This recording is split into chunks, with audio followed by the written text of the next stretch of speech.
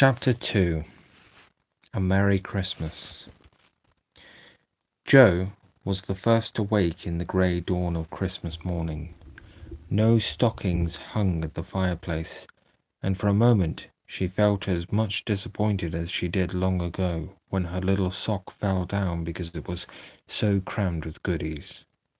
Then she remembered her mother's promise, and slipping her hand under her pillow, drew out a little crimson-covered book.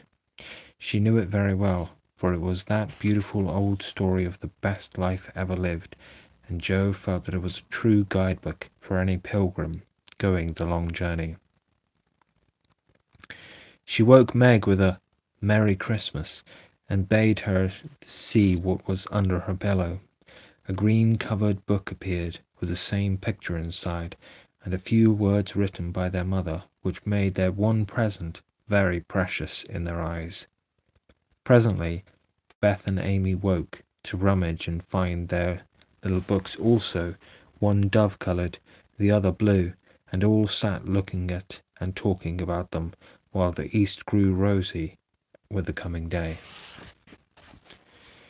In spite of her small vanities, Margaret had a sweet and pious nature, which unconsciously influenced her sisters, especially Jo, who loved her very tenderly, and obeyed her because her advice was so gently given.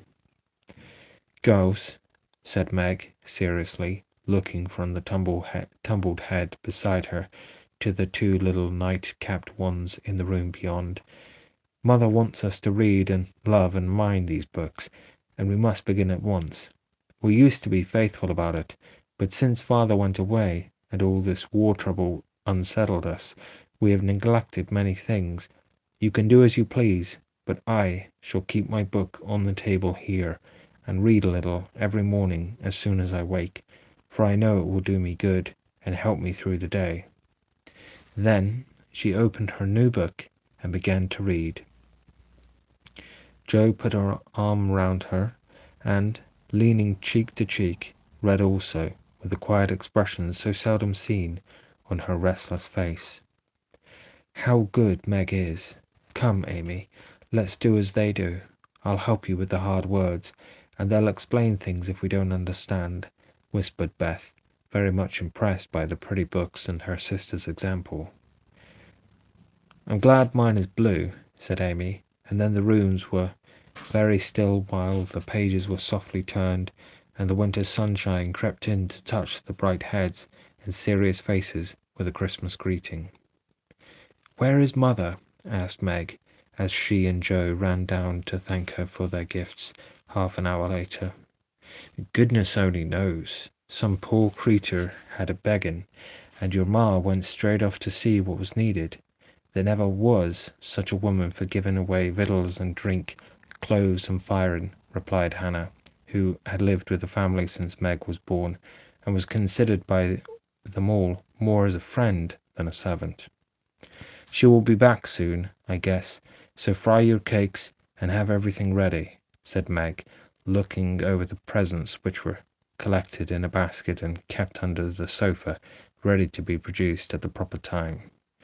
"Why, where is Amy's bottle of cologne?" she added, as the little flask did not appear. "She took it out a minute ago, and went off with it to put a ribbon on it, or some such notion," replied Jo, dancing about the room to take the first stiffness off the new army slippers. "How nice my handkerchiefs look, don't they? Hannah washed and ironed them for me, and I marked them all myself," said Beth, looking proudly at the somewhat uneven letters which had cost her such labour. "Bless the child, she's gone and put Mother on them instead of M. March. How funny!" cried Jo, taking up one. "Isn't it right? I thought it was better to do it so, because Meg's initials are M.M., and I don't want anyone to use these but Mommy," said Beth, looking troubled. "It's all right, dear, and a very pretty idea, quite sensible too, for no one can ever mistake it now. It will please her very much, I know," said Meg, with a frown for Jo and a smile for Beth. "There's Mother! Hide the basket, quick!" cried Jo, as a door slammed and steps sounded in the hall. Amy came in hastily and looked rather abashed when she saw her sisters all waiting for her. "Where have you been? And what are you hiding behind you?" asked Meg, surprised to see by her hood and cloak that lazy Amy had been out so early. "Don't laugh at me, Joe. I didn't mean anyone should know till the time came. I only meant to change the little bottle for a big one. I gave all my money to get it, and I'm truly trying not to be selfish any more."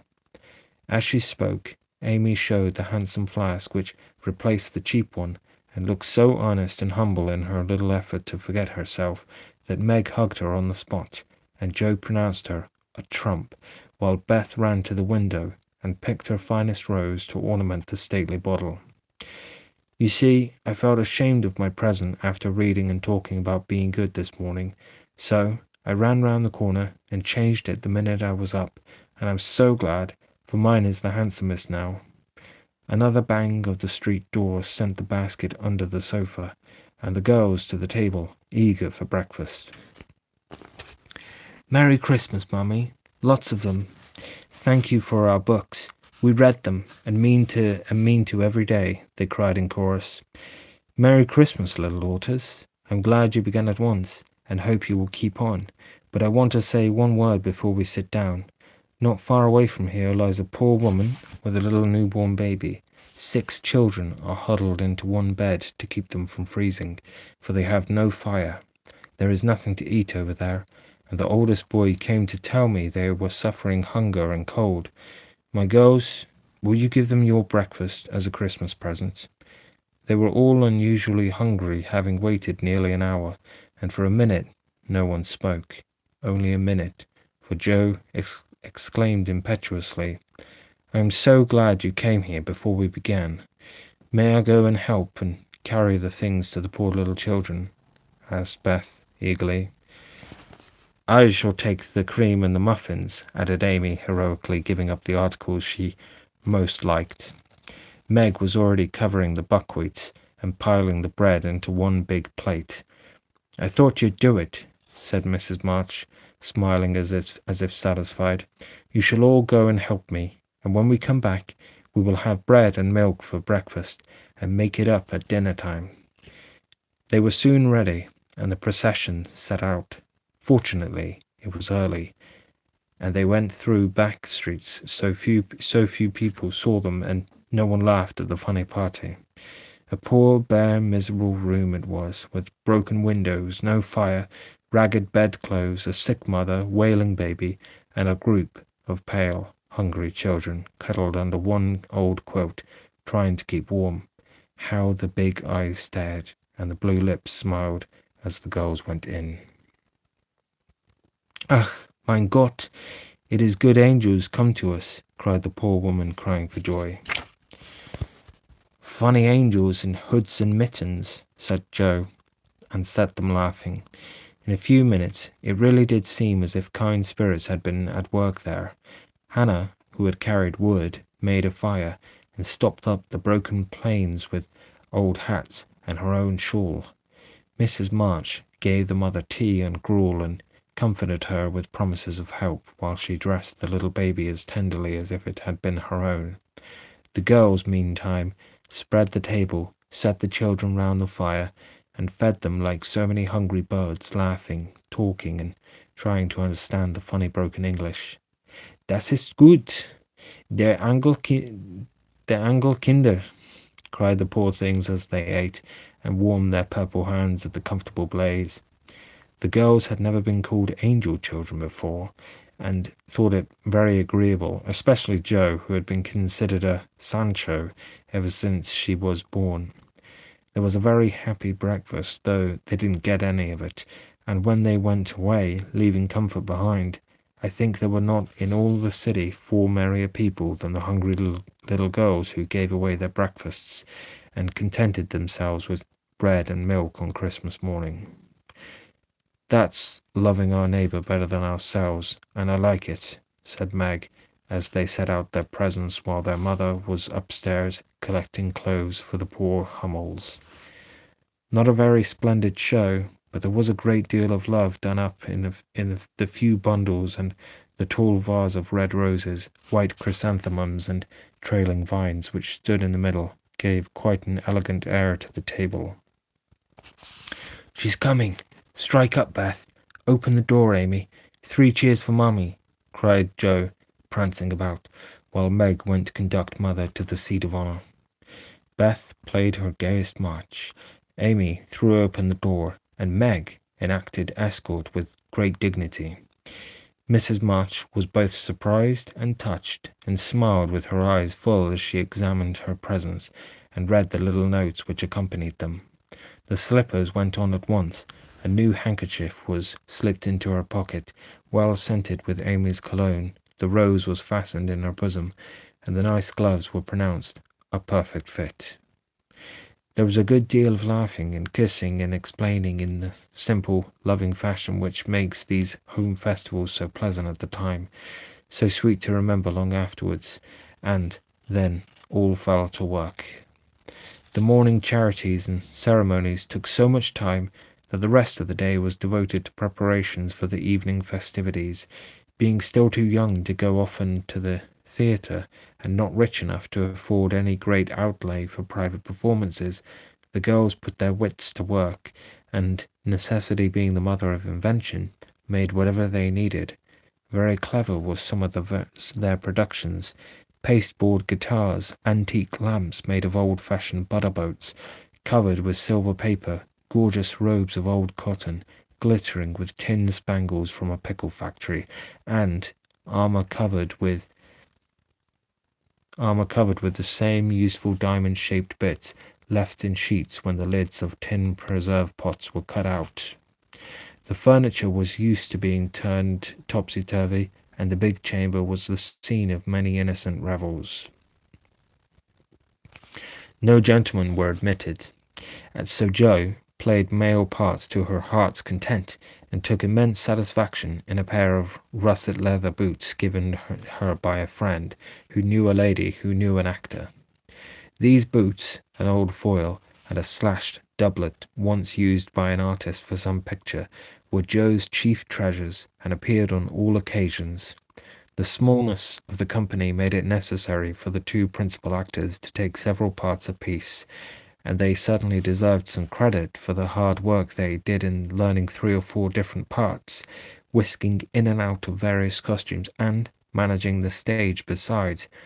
It was excellent drill for their memories, a harmless amusement, and employed many hours which otherwise would have been idle, lonely, or spent in less profitable society. On Christmas night, a dozen girls piled on to the bed, which was the dress circle, and sat before the blue and yellow chintz curtains in a most flattering state of expectancy. There was a good deal of rustling and whispering behind the curtain, a trifle of lamp smoke, and an occasional giggle from Amy, who was apt to get hysterical in the excitement of the moment. Presently a bell sounded, the curtains flew apart, and the operatic tragedy began. A gloomy wood, according to the one playbill, was represented by a few shrubs in pots, a green baize on the floor, and a cave in the distance. This cave was made with a clothes horse for a roof, bureaus for walls, and in it was a small furnace in full blast, with a black pot on it, and an old witch bending over it. The stage was dark, and the glow of the furnace had a fine effect, especially as real steam issued from the kettle when the witch took off the cover. A moment was allowed for the first thrill to subside. Then Hugo, the villain, stalked in with a clanking sword at his side, a slouched hat, black beard, mysterious cloak, and the boots.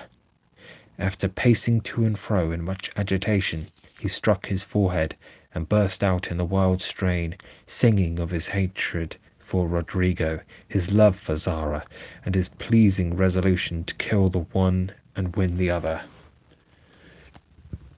The gruff tones of Hugo's voice, with an occasional shout when his feelings overcame him, were very impressive, and the audience applauded the moment he paused for breath.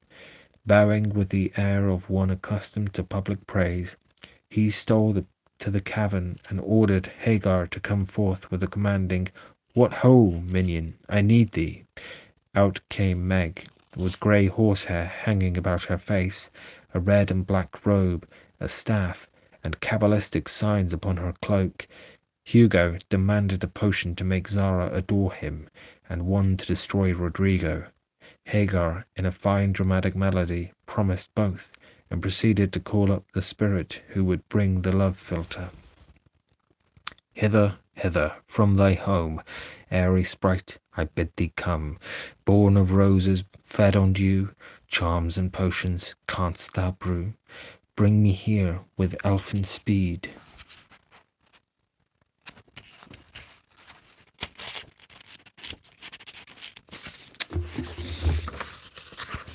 Bring me here with elfin speed the fragrant philtre which I need. Make it sweet and swift and strong. Spirit, answer now my song.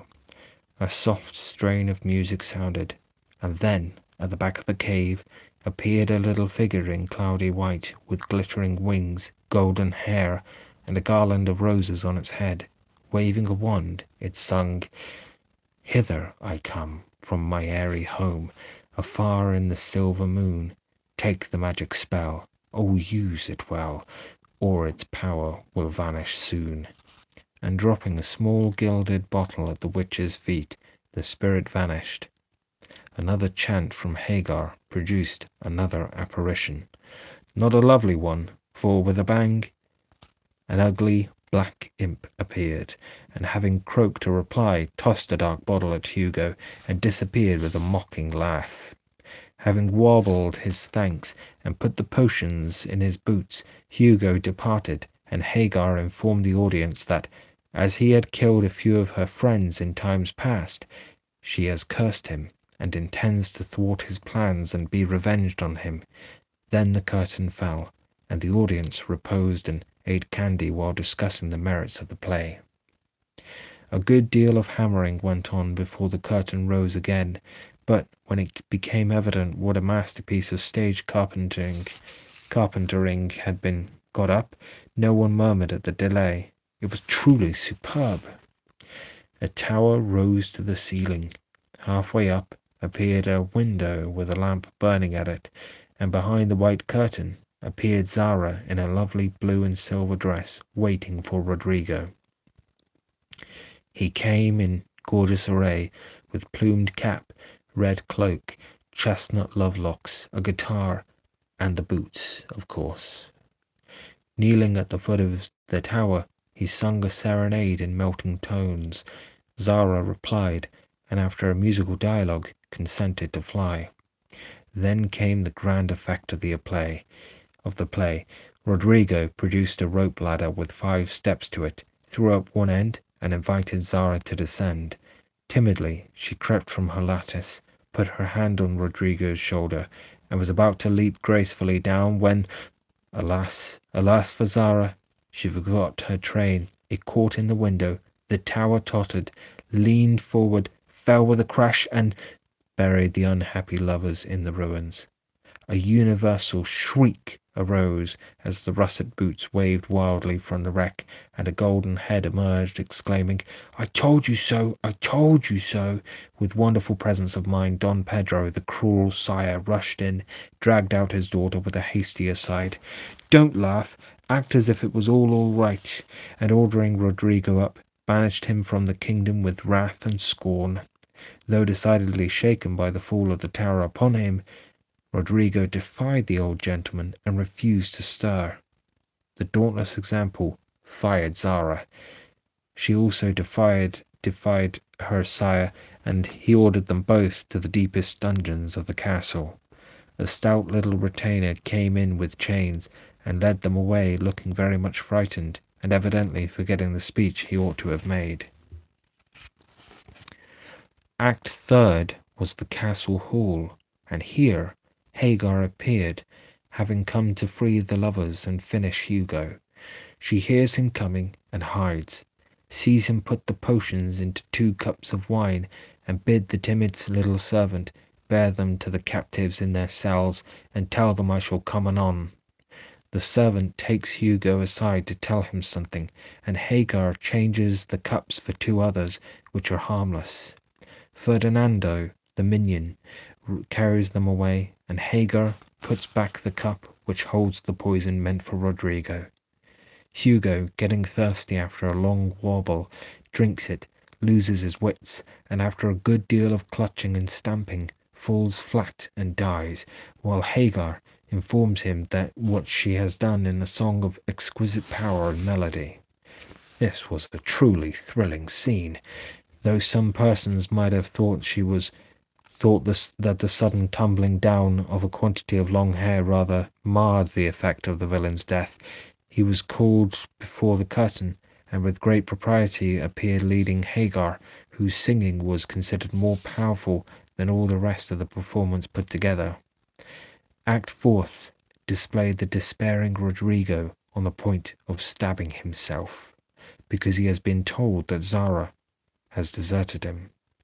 Just as the dagger is at his heart, a lovely song is sung under his window, informing him that Zara is true, but in danger, and he can save her if he will. A key is thrown in, which unlocks the door, and in a spasm of rapture he tears off his chains and rushes away to find and rescue his lady love. Act fifth opened with a stormy scene between Zara and Don Pedro. He wishes her to go into a convent, but she won't hear of it, and after a touching appeal is about to faint, when Rodrigo dashes in and demands her hand. Don Pedro refuses because he is not rich. They shout and gesticulate tremendously, but cannot agree, and Rodrigo is about to bear away the exhausted Zara when the timid servant enters with a letter and a bag from Hagar, who has mysteriously disappeared. The latter informs the party that she bequeaths untold wealth to the young pair, and an awful doom to Don Pedro if he doesn't make them happy. The bag is opened, and several quarts of tin money shower down upon the stage, till it is quite glorified with the glitter. This entirely softens the stern sire.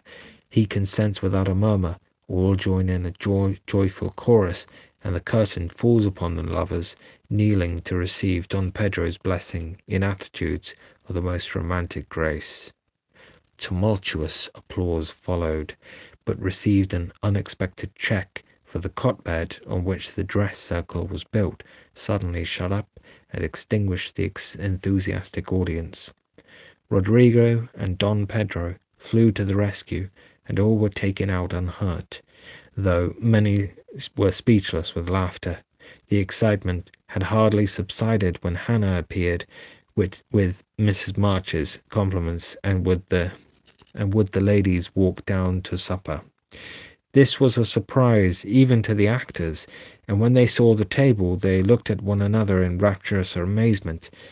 It was like Marmee to get up a little treat for them, but anything so fine as this was unheard of since the departed days of plenty. There was ice cream, actually 2 dishes of it, pink and white, and cake and fruit, and distracting French bonbons, and in the middle of the table 4 great bouquets of hothouse flowers. It quite took their breath away, and they stared first at the table and then at their mother, who looked as if she enjoyed it immensely. "Is it fairies?" asked Amy. "It's Santa Claus," said Beth. "Mother did it." And Meg smiled her sweetest, in spite of her grey beard and white eyebrows. "Aunt March had a good fit and sent the supper," cried Joe, with a sudden inspiration. "All wrong. Old Mr. Lawrence sent it," replied Mrs. March. "The Lawrence boy's grandfather. What in the world put such a thing into his head? We don't know him," exclaimed Meg. "Hannah told one of his servants about your breakfast party. He is an odd old gentleman, but that pleased him. He knew my father years ago, and he sent me a polite note this afternoon, saying he hoped I would allow him to express his friendly feeling toward my children by sending them a few trifles in honor of the day. I could not refuse, and so you have a little feast at night to make up for the bread and milk breakfast. That boy put it into his head. I know he did. He's a capital fellow, and I wish we could get acquainted. He looks as if he'd like to know us, but he's bashful, and Meg is so prim she won't let me speak to him when we pass," said Joe, as the plates went round and the ice began to melt out of sight with ahs and ahs of satisfaction. "You mean the people who live in the big house next door, don't you?" asked one of the girls. "My mother knows old Mr. Lawrence, but says he's very proud and don't like to mix with his neighbours. He keeps his grandson shut up when he isn't riding or walking with his tutor, and makes him study dreadful hard. We invited him to our party, but he didn't come. Mother says he's very nice, though he never speaks to us girls. Our cat ran away once, and he brought her back, and we talked over the fence and were getting on capitally, all about cricket and so on, when he saw Meg coming and walked off. I mean I mean to know him some day, for he needs fun. I'm sure he does," said Joe decidedly. "I like his manners, and he looks like a little gentleman, so I've no objection to your knowing him if a proper opportunity comes. He brought the flowers himself, and I should have asked him in if I had been sure what was going on upstairs. He looked so wistful as he went away, hearing the frolic and evidently having none of his own." "It's a mercy you didn't, mother," laughed Joe, looking at her boots. "But we'll have another play some time that he can see. Maybe he'll help act. Wouldn't that be jolly? I never had a bouquet before. How pretty it is!" And Meg examined her flowers with great interest. "They are lovely, but Beth's roses are sweeter to me," said Mrs. March, sniffing at the half-dead posy in her belt. Beth nestled up to her and whispered softly, "I wish I could send my bunch to father. I'm afraid he isn't having such a Merry Christmas as we are."